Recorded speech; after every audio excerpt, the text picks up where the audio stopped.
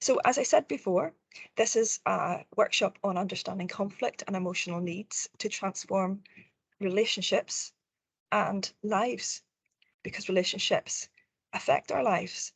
My name is Janine McCulloch. I'm hosting the session today and sponsoring Duncan and Andrew here from the Scottish Centre for Conflict Resolution. And I'll just give a brief introduction as to why we have this webinar here today.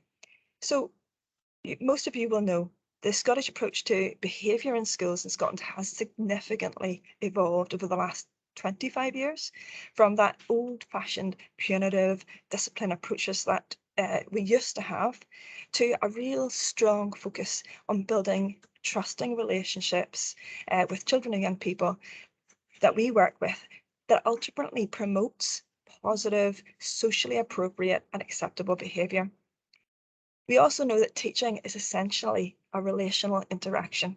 So when we can build positive relationships with children, we teach them that we have the best chance of engaging them in learning. So creating a nurturing, respectful environment is essential for effective learning and teaching. However, we also know that children and young people, and sometimes even ourselves, struggle with emotional regulation for a whole variety of reasons. And this is particularly noticeable, I think, in schools post-COVID, where some children have found it harder to self-regulate or have regressed in terms of their social competence or confidence. And it's our job to help children and young people to understand and to regulate their emotions in order to get back into a position where they can really effectively engage in learning.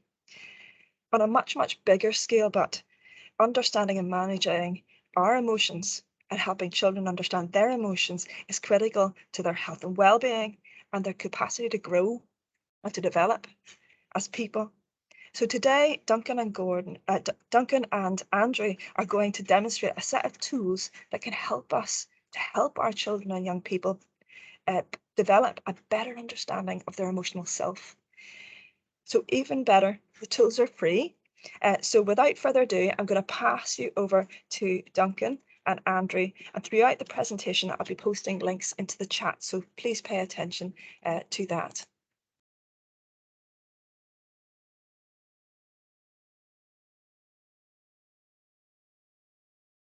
You're on mute, Duncan. Thank you very much for that, Andrew and Janine.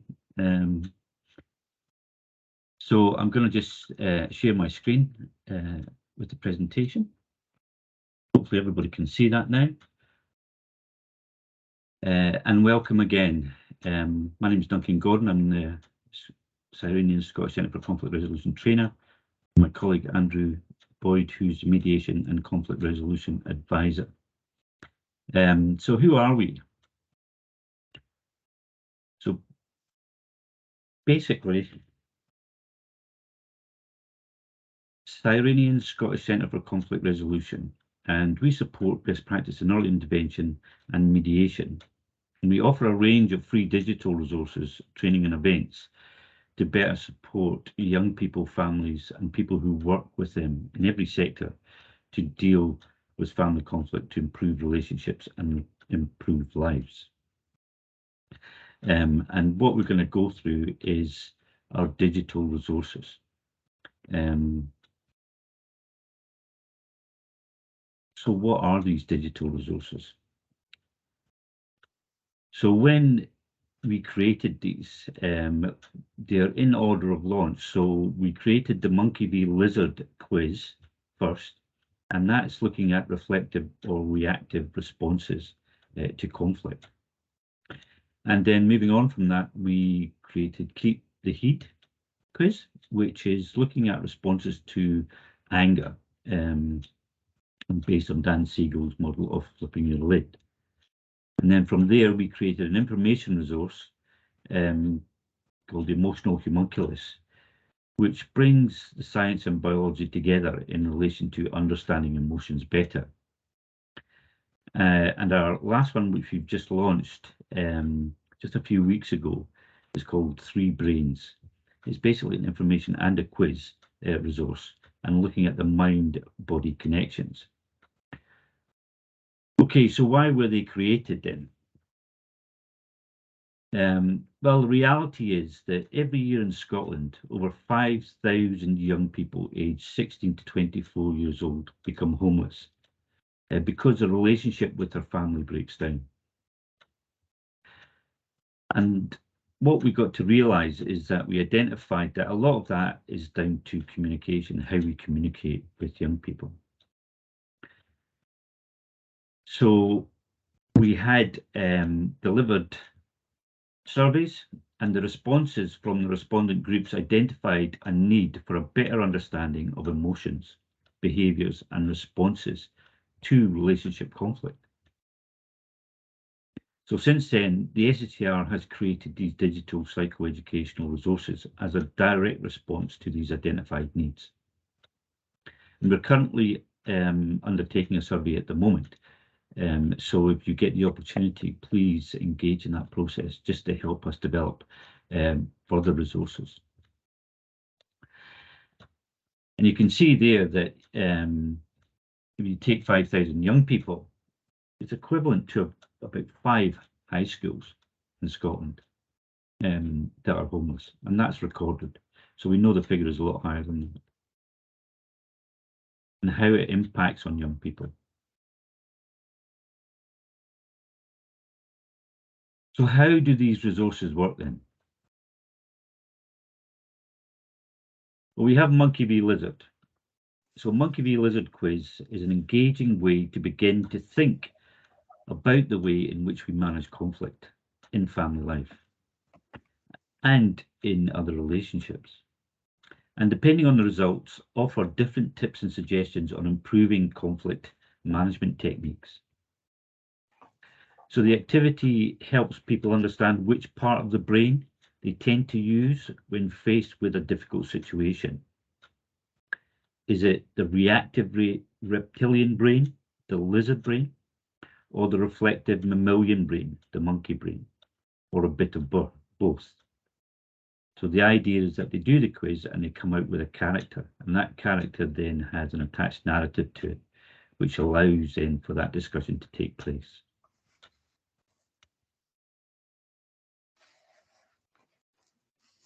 We then have keep the heat.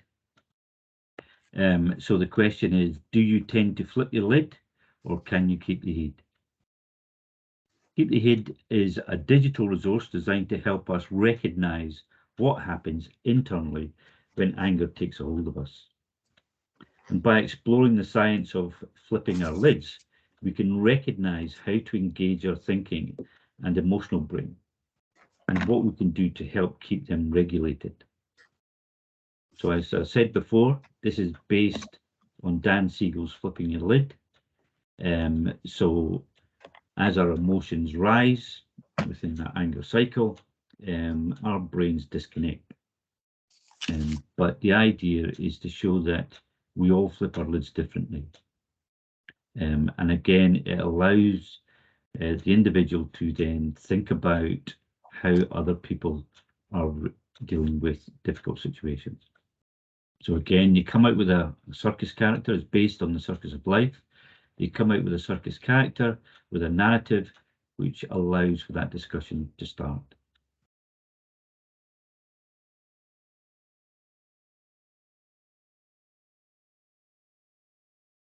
Then we have the 3 brains. Now, the 3 brains highlights the neural connections between your gut, your heart, and your actual brain.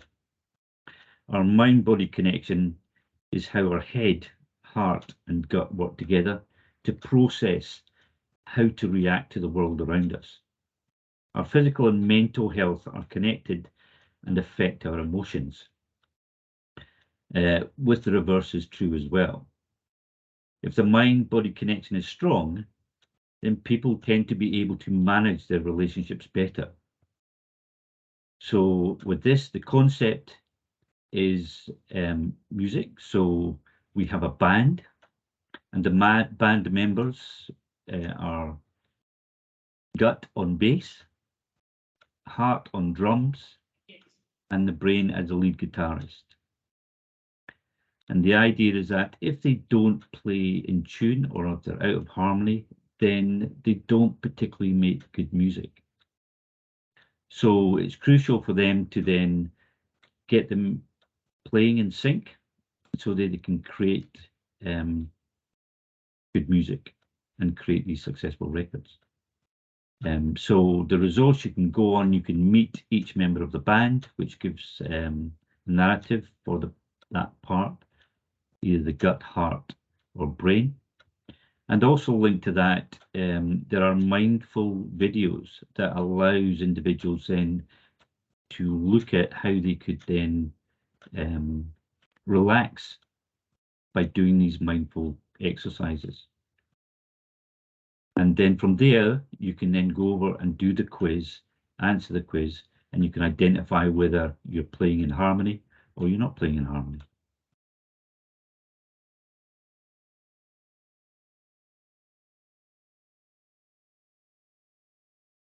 Our last one is the emotional homunculus, and this is an information resource. It is an interactive information resource to explore the science of emotions and the discovery of how your cranial cocktail can affect how you feel in different emotional states. And again, our emotional states determine which chemicals are released into the bloodstream for safety and survival, depending on previous experiences or triggers. And if we can understand what's happening in our brains and our minds and in our bodies and how we feel, then we can really learn to respond and react differently. So what you have here is you have a set of emotional states. So rest and digest, alert and engaged, anxious and afraid, fight or flight, and freeze and shut down. So arguably 5 key states. And with that, you can use these resources to talk about how you feel externally and how you feel internally. And then as you scroll down the resource, you can see how those emotions are being created through the neurochemicals that are being released within the brain. And what we have done is we have used user-friendly language to make it more accessible. So we have things like adrenaline called the action drug, oxytocin called the love drug, dopamine called the joy drug. So young people can engage with it better, giving them a better understanding of what's happening. So for each state, there'll be a cocktail of these neurochemicals. And the website allows you to interact with that. And then you can move from state to state and just see which mixes are happening within the neurochemicals. And it highlights the fact is that if we can change the way we think, we can change that particular mix, that cocktail. So the idea is that they can release different neurochemicals to start affecting how they feel emotionally. So it allows them to start thinking about emotional regulation. How do they modify some of the thoughts and the feelings that they have? I think the feelings are the reaction, the emotions are the responses, and the behaviors are the presentation of that. So it's a very useful resource in terms of delivering that information. So how can they be used? Well, the resources that we have, we worked in collaboration with Dr. Sarah Watkin for these resources and Professor Judith Pratt for our latest resource. And our resources outcomes have been mapped against the Scottish National Performance Framework, the Curriculum of Excellence Health and Wellbeing Strand, GURFIC and SHANARI, the Wellbeing Indicators, and Scotland's Mental Health Strategy 2017 to 27. And you can get this on the website as well. So you have this resource booklet on the website, which you can download and print off or just read digitally. So educators can actually use them to support existing curriculum topics and in additional support settings. And they can be used in self-study and curriculum programs, whether to highlight the science of emotions or to start the conversation with young people about emotional regulation, social interaction, behaviours, and relationships. So our approach takes science and art and physiological practice and makes these resources relevant and universally accessible and engaging to the largest possible audience. By taking complex concepts and simplifying them through narrative and a visual journey, developing and creating multimedia digital resources hosted on the website. So we commissioned bespoke illustrations and artwork created specifically for developing and the design to bring these resources to life. And we created films and animations to explain and illustrate some of the brain activity and emotional responses, so that it can be delivered in a jargon-free language with graphics designed to appeal to multiple audiences. And again, integrating the digital available resources allows then to use them more freely. So you can use them in a digital space, or you can download all these resources. At the moment, the only one we're putting together at the moment is the 3 Brains one, but at some point there will be hard copy resources for that as well. But for the others, you have access to the hard copy resources to download as well. So when we talk about the resources, they can be used in the community and family settings, basically to complement and support existing practice or programs. And as I said before, not only do you have these resources on our website, but you have the mindful videos, our hacked off series, and animations, which you can use as well to support these resources. So the impact in the SCR 2016 National Survey responses included young people and parents, and they acknowledged that they found it difficult to manage their emotions, in particular anger, and were keen to understand why. So they saw themselves presenting with this anger, but didn't understand why it was happening. Why were they being triggered? Since we have launched these resources, they've helped individuals to move on. So as a case study, a young man in kinship care had anger issues, which was affecting every aspect of his life. He was introduced to the SCR digital resources and within his own time used the resources to understand his emotions better to a point where he was able to reflect on his behaviours and reconnect with his carer and others more positively and move forward in his life. In respect of families, another case study, a family were in general conflict with each other when a parent called a family meeting to address the conflict. The meeting started with the family taking the monkey bee lizard quiz, breaking the ice and having a light-hearted conversation about the results, and then going for a family walk to reconnect again. In an educational setting, another case study, a teacher created a mental health and well-being corner in a classroom by displaying the cranial cocktail resources on the walls.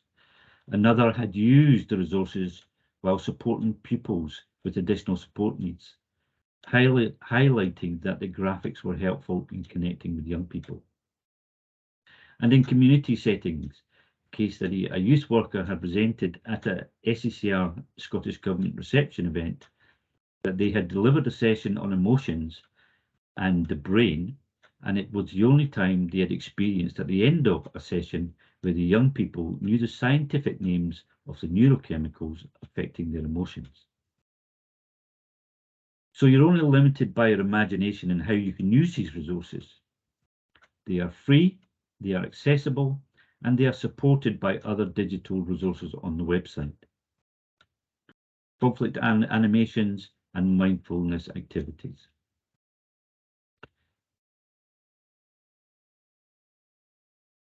So hopefully that has provided you with relevant information on the SACR resources. Feel free to explore the website. Feel free to tell young people about the website. Even if they don't use it at the moment, they will know now that they have an additional resource that they can access when they do need to, or build it in to the educational setting, and provide individuals with the knowledge base that they can then go on to look at how emotions play out and how they can regulate them. And contact us. You know, we welcome any contact or comment if you need further information or training. So I'm finishing slightly early, but I believe we're going to go to open it out for questions and discussion. So I'm just going to stop the share.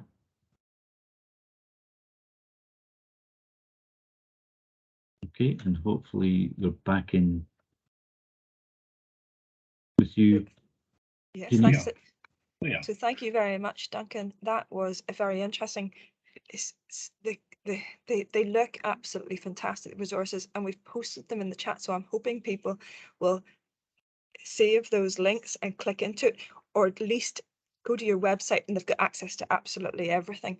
That would be absolutely superb. So please, if you have questions for Duncan and Andrew about the resources, how they're using them, please put your questions into the chat or put your hand up. But we will be showing you a video towards the end. So if you're watching this online after this event, stay on to watch the video at the end to see how one local authority has been using the resources and the impact that it's been having. There's no questions there just yet that I can see. I know, Andrew, you'll be looking, but I've got a few questions that people have sent to me who actually can't be here. And the first question actually came to my own mind. I can see how I would use these resources with my youngsters who are in a secondary setting and with additional support needs, but what is actually the age range that they can be used with? Thank you, Janine. So really, we're not limited by age range. It's really a matter of what support goes along with that. So perhaps with some of the learners, they're appropriate to self-study, point them in the direction of the website, and they can get on with that. The younger age group may need some support. They may need some explanation with regard to, for example, if it's one of the quizzes, the meaning of the questions, some help around the language, depending on the age of the person and the support that they may need.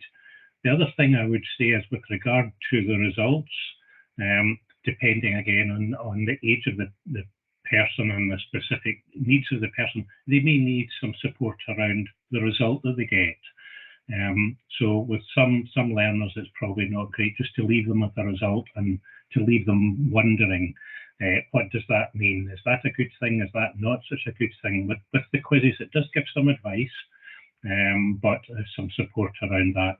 Really, all the resources are there to start a conversation. They're not there just to be used in isolation. So great to be able to do the quiz, to get the results, and that to start conversations about conflict, how people manage it in general, perhaps if people feel able to do so, how they individually see conflict, how they manage things, and the pros and cons of doing things in slightly different ways. We've also had some good feedback with organisations that we work with, people with additional support needs, neurodiversity, autism, ADHD, and they like the resources. They feel that they are suitable for the people that they are supporting. And very often organisations we work with feedback and say, this is how we used the resource, or we've used it in a particular way. We've touched on age groups, and we're talking, of course, about young people and children, but they're also suitable for parents and carers. Much of our work that we do is yes with young people, but we also do workshops with parents and carers within a school setting. We've done some work with educators within a school setting. Everyone who's on this call today will know that there is conflict between staff members, as well as between pupils, and Janine, you're smiling. So conflict is universal. We all have to manage how to deal with it. We like to work particularly with the young people to get them skilled up. We're talking about life skills. So if we can get young people at as early as age as possible skilled up to be able to manage the conflict that they will inevitably come across, whether it's in school, pupils, teachers, or at home in a family setting, then great. How wonderful would that be if our young people were much better geared up? It would set them up for life in a much better way. So not restricted by age, but it's certainly according to the needs of the person. Some support may be needed along the way. I'm really sorry, Mrs. Harkis. I jumped in and preempted your question by asking that one, but I'm maybe just further on. We've talked about how I know how we would use this certainly with individual young people. Is it possible to use it with a class? Some of the resources? Absolutely, or a small group setting, whatever. And again, we've had some great feedback from both within secondary and primary settings. Small group settings, starting that conversation, whether it's pupils in general, whole classes. I know Duncan's delivered some events to large groups of people, as well as small groups and so on. So yeah, it is suitable for an individual. Probably better to be able to facilitate that discussion with other people there. We know that young people, and I'm broad brushing here, young people tend to listen to other young people much better than they might to us older people, if you like. So discussions between them, sharing, how they manage conflict between friends can be great. We had a young person's conference a couple of years back, and we videoed some stuff, and some of the reflections of the young people about themselves having done the quiz. I got the result that I thought, or I was surprised at the result. My friend got this result. I think that's accurate for them because they tend to react in a particular way. So the resources themselves will highlight, allow us to self-reflect, and then to be able to work out what we do. There's a wee phrase, self-reflection is the waiting room for change. So if we're able to work out why we behave in a certain way, why we act and react in a particular way, then we can have a think, do I need to do things differently? How could I do things differently? Who needs to help me with that, so on. So yes, a long answer to a short question. They can be used with individuals or with group settings, no problems. And I know Kirsten Jane McLean, she has posted in the chat, could we post the link for the resource for conflict and the brain? Now I've posted the 3 brains and keep the heed. Are those the 2 right ones? So the resource booklet, what the resource booklet is a really useful resource, and it contains suggestions, exercises that might be used in a school setting. For the three resources that we've had, doesn't include the 3 brains. That's new off the press. So within the resource booklet, it tells you or suggests an activity that you could do. So, for example, with keep the heed, to give you an idea how long it would take, what you need to do, what support you might need, and guides you through a potential exercise using each of these 3 resources and so on. And what people tell us is that people sometimes say, yes, that's okay, or actually with the group I was working with, I needed to modify it a wee bit, or whatever. So you can absolutely make it your own, according to what suits you. You know best with the learners that you're working with, what's going to work with them. But some suggestions are good to get the thought process going about how you're going to do things. So yeah, I would certainly suggest that you have a look at the resource booklet, and that, along with all the other resources, the resource booklet can be downloaded. If you wish to print up all of it or just part of it, that's fine. If you wanted to hand out stuff to pupils or whatever, so it's there to be used. I'm just going to remind the audience that during the presentation, Duncan showed us that the resources have been linked to Curriculum for Excellence, so they should be able to be integrated straight into lessons that you already have, but give you fantastic support and digital resources or usable, printable resources for within your classrooms. I've got another question here because I'm not seeing a lot of questions come through the chat there. I've got another question that I thought was a good one that came to me, and saying where they design these resources as a preventative tool or just for in crisis, but I think I'm getting from you could probably use them in both scenarios. What have you been used to? Yeah, you're absolutely right, Judy. Both. I mean, SCCR is really about trying to get as far upstream with regard to conflict resolution as possible. So skilling young people up with the skills and the strategies to be able to manage conflict. So that's one element of it. That's the preventive approach. And we know that works well, and what a great approach to take. At the other end of things, we know with organisations that work with CAMS, for example, organising supporting young people's mental health and well-being, we know that they use the resources within their sessions, within their therapeutic approaches and so on for young people in crisis. And for example, the cranial cocktail that offers explanations as to why we act and react the way we do, and then what we can do.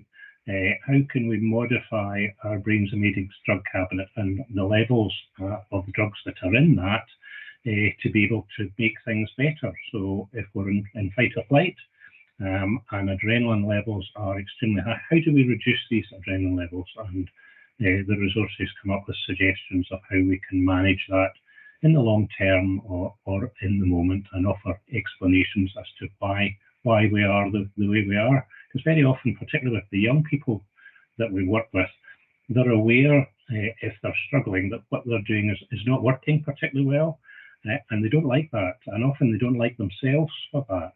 So that first stage of offering an explanation, it's a pharmacological, physiological, chemical, it's a reaction that's happening, and by modifying the level of the chemicals, we can modify the emotional state and learn to deal with things, and learn to know ourselves a bit better, learn to know what are our triggers, what presses our buttons, and why one person might behave in a particular way and another one doesn't. Our history of conflict has a huge influence on the way we are, and if we've had a great deal of conflict in our life, if youngsters maybe haven't had the easiest of upbringings, they tend to respond in a conflict a different way to someone who's had a much different upbringing. So it's that self-reflection, being able to understand that I get why I am the way I am, it's okay, and there's things I can do to make that better, and along with the people that surround me, whether that's educators in school, my family, my friends, whatever, so on. So it's understanding ourselves, understanding our emotions, and then really important, what can I do about it? What can I do to make things better? Can I just I've got the results quickly here, but I just saw a little paragraph that may be quite useful. Scientific knowledge does not follow a deficit model, and therefore removes the stigma from the discussion about conflict, anger, mental health, and trauma.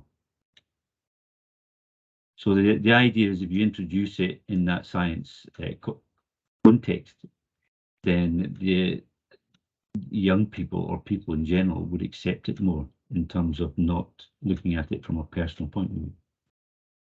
It's going back to that original no blame approach. So opening the doors of conversation with the young people where they're not feeling blamed or shamed in any which way, so that they actually get a chance to explore it through conversation, and that's excellent. I can see that we need to get this sort of information not just into the hands of our young people, but into the hands of our parents, you know, because they probably struggle in the same way with the young people that we sometimes do.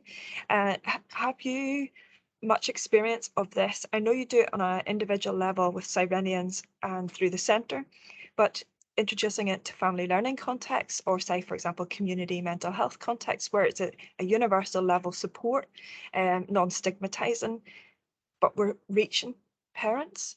Have you had much experience of that? Yeah, absolutely. And it's very important to bear in mind that if we're talking about conflict it's not one person generally that's involved in it, it's two people. So if we're skilling up our young people to manage conflict much better, then if they go into a home environment where that hasn't happened, it's going to be a bit of a compromise. So it's some of the work that's been done within schools, for example, has been with the young people and with parents and carers and with educators in school, and then perhaps bringing them together to do that. The same applies out with the school setting. We do a fair bit of work with kinship carers. So particular challenges for the young people there and for the kinship carers. So sessions individually to these groups and then bringing them together to discuss things and work out where we're coming from, because it's not just about understanding ourselves, it's about understanding the other people in our lives. And we could probably kind of do that informally. We know friends and family who tend to maybe be a bit hot-headed and fly off the handle a bit quicker and so on, and we learn strategies of how to manage that. And seeing people as human beings, seeing people as individuals. So rather than seeing angry people, seeing people who are angry. And why are they angry? If we get to the why and we're able to listen to them and respect that and so on, then we move forward. It's all about relationships, and that's whether it's young people and families, whether it's educators and learners and so on. It's understanding each other as well as ourselves. Thank you very much. Now, this is probably a perfect moment to have a look at the video that you have of a local authority and school that have actually used the resources and what they say about it. And then we may have a few moments at the end for any final questions. But this would be a good place, I think, to play that. Okay, here we go. Hang on, got to press the right buttons.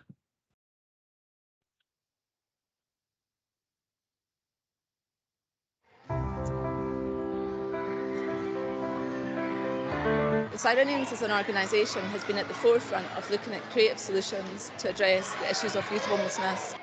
The Scottish Centre for Conflict Resolution looks at creative ways that help young people explore conflicts.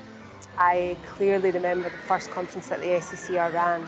The difference between 5 years ago and now is the reach and the impact that the organisation has. They think about how we communicate with young people, how we share with young people, and how we develop and grow capacity to engage with conflict rather than avoiding it. You've got to speak to young people in a language they understand. To try and come at children for the frame of reference for an adult is guaranteed to cause stress, because that's where a lot of the disconnect is. I've never met a human being that hasn't flipped a lid in some capacity. All violence that I've come to know is rooted in fear, which is the stress response. And if young people can identify that early, they can go into a process where they bring their brain back online, so to speak. I wasn't aware of any of this. Going for the keep the heat, I got the contortionist, and I thought that was quite true to me. And I found out that I'm a human cannonball. I struggle to kind of keep my temper, and that all my emotions can all come out at once. I found out that I was a furry Komodo, but a friend said she was a monkey genius, and I was thinking more like that, because it's like you think about things before you do it. I found it much easier to understand if somebody's shouting at you, you can see why they might be shouting, and it stops you from shouting it back. It showed me like a new way and showed me how it like worked and how my brain actually processes it. I'm a barbed back baboon. I like to think of myself as proactive. All of the work provides an opportunity to enable young people to be better equipped and reduce the impact of adverse childhood experiences. To be able to reach across Scotland and even wider with high quality, very effective, well thought through resources that give a real sense of the science behind conflict and also the social science that allows us to engage well with conflict. It's technology-based and tactile. Some of our kids do higher psychology, and this is hand in hand with what we've been studying. For them to then be able to take that to other teenagers, that's like a real gift. And to their parents, because, you know, that's not easy. We're really inspired by how many people we've managed to work with in such a short space of time. Our young people that we've been working with across Scotland are more able and confident to talk about their mental health and well-being. They're in control of their life and making sense of themselves.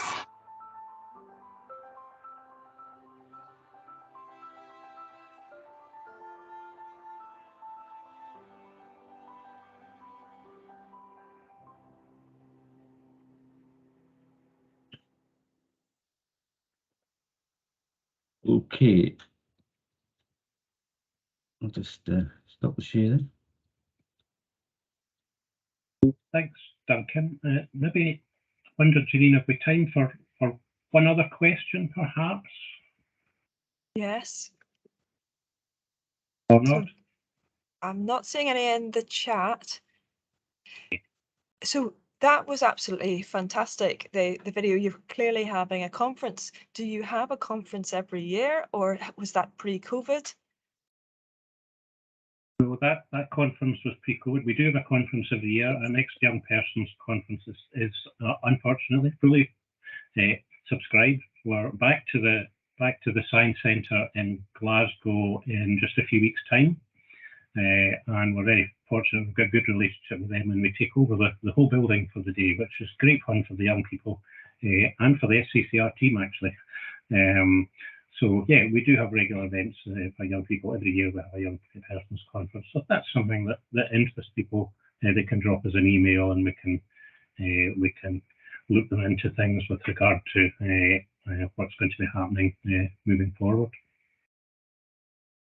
I do have one final question for you. One of the reasons I know I originally got, because I wasn't aware of the resources that you had, which I thought was quite surprising that I wasn't aware of it. And I came to you, Duncan, because of the work that you were doing around youth homelessness, because for me, that's often what I see at the end result. When relationships have not worked, they have broken down, and we end up with a lot of very distressed families and distressed young people. And that's how I got to meet you and find out about these resources. Do you continue with that work, and how is that work commissioned? Is it local authorities that commission you, or?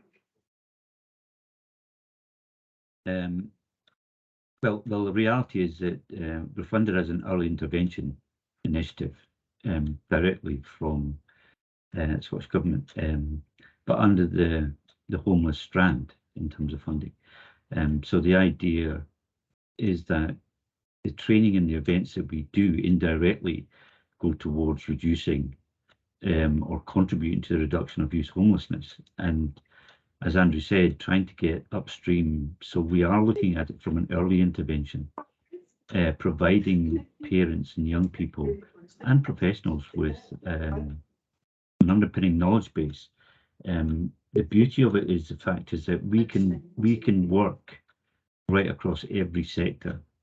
So it allows professionals to network. We put on events that allows professionals to network and share best practice.